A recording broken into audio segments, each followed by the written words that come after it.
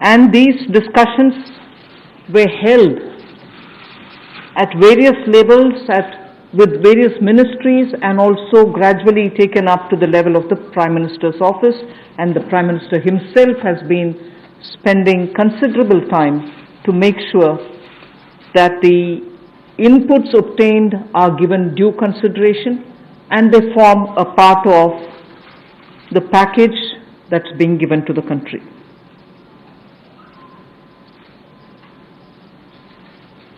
Essentially, this is to spur growth and to build a very self-reliant India. And that's where this whole initiative is called as Atmanirbhar Bharat Abhiyan. And the word Atmanirbhar India is the one which you will be hearing me say quite often. I know, coming from South India, a lot of people wondered what it actually meant. So for their benefit, I'll just say what it means in the 4 languages, subject of course to perfectionist corrections. Suya Sarbu Bharadam in Tamil, Suya Adharita in Telugu, Suyam Asaritan in Malayalam, and Swayam Avalambita in Kannada. Subject to correction, it may not be the perfect translation, but something to take it closer to what it means. So Atmanirbhar Bharat is what we are talking about.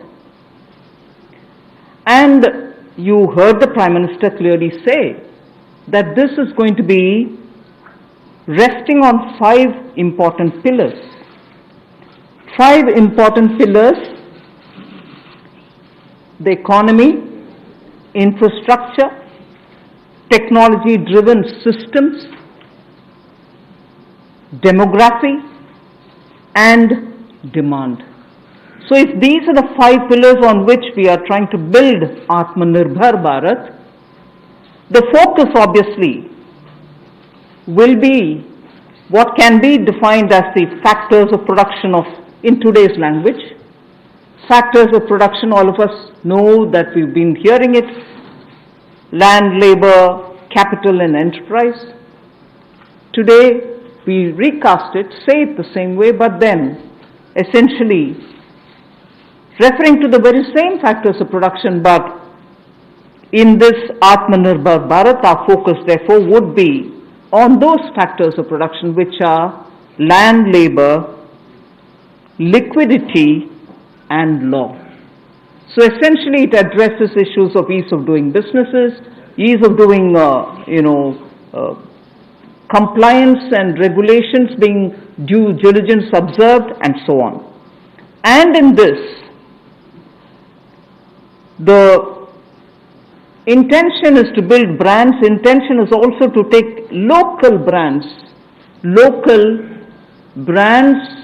and build them to a global level. So there is a global value chain integration also as a part of this vision which the Prime Minister has put before us. Certainly when he says Atmanirbhar Bharat, it is not to look inwards and cut India to become an isolationist country. It certainly talks about a confident India which can rest on its strengths and also be able to contribute to the globe, the way in which the Prime Minister rightly pointed out. The production of PPE and masks and also ventilators to an extent has rapidly grown within these 40 days. We have the capability, we have the enterprise to build such capabilities and help the world with it. And therefore India shall continue contributing to the globe.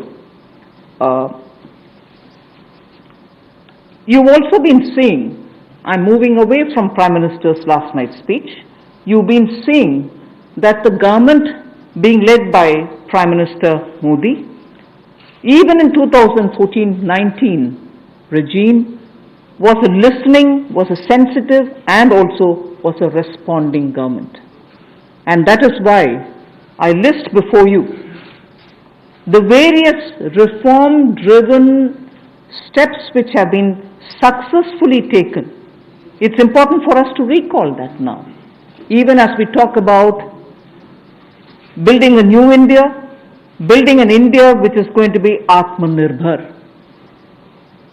If I were to group them into different categories and list out what has been done by this government, even in between 2014 and 19, if you were to talk about the poor, we had the DBT-based reforms, based on which today, as we look at in their lives and the impact it has made in their lives, the DBT enabled us to directly put money into their accounts, and they didn't even have to go to the bank to collect it. The bank mitras were able to come and deliver the money, and therefore that reform based on Jandan accounts, based on Aadhaar, and based on mobile technology has brought a revolution in this country, which many countries do recall now, and many of them are not able to do it, although India is able to do it. So for the poor, the DBT, the micro-insurance schemes, PM Awas Yojana, Ujjwala Yojana, again something which has made it possible for people to have free cooking gas in the last 3 months. It wouldn't have been possible to reach out to the poor to have their cooking gas given unless the Ujjwala scheme was so successfully implemented. Swachh Bharat Abhiyan and Ayushman Bharat. And therefore for the poor, during the last tenure, the several schemes which benefited were all reform driven. If I were to talk about agriculture in the same spirit, PM Fasal Bima Yojana, PM Kisan Yojana, which again has come off handy, that we were able to front load the money to the Kisan during this lockdown. Otherwise it wouldn't have been possible. Creating new fisheries department, Krishi Sinchai Yojana, were all aimed at bringing reform in agriculture. Similarly, talking of business and also trying to bring in better business environment. PSB cleanups happen, public sector banks clean up after a heavy load of phone banking resulting in NPAs.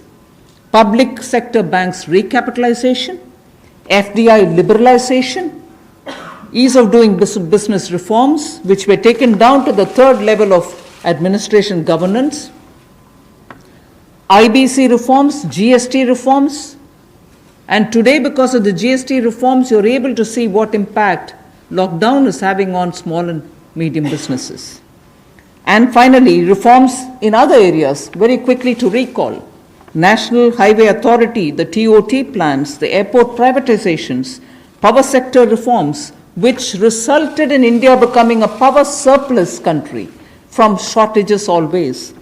175 gigawatts of solar targets out of 86 gigawatt has already been achieved out of that number. And cleaning up of the coal mine sector. These are all things which I would want to recall here before we talk about what we are offering in the Atmanirbhar Bharat. This is the foundation. This is the credential with which the Prime Minister has always been on the side of reform, reform for better living in this country, ease of living in this country.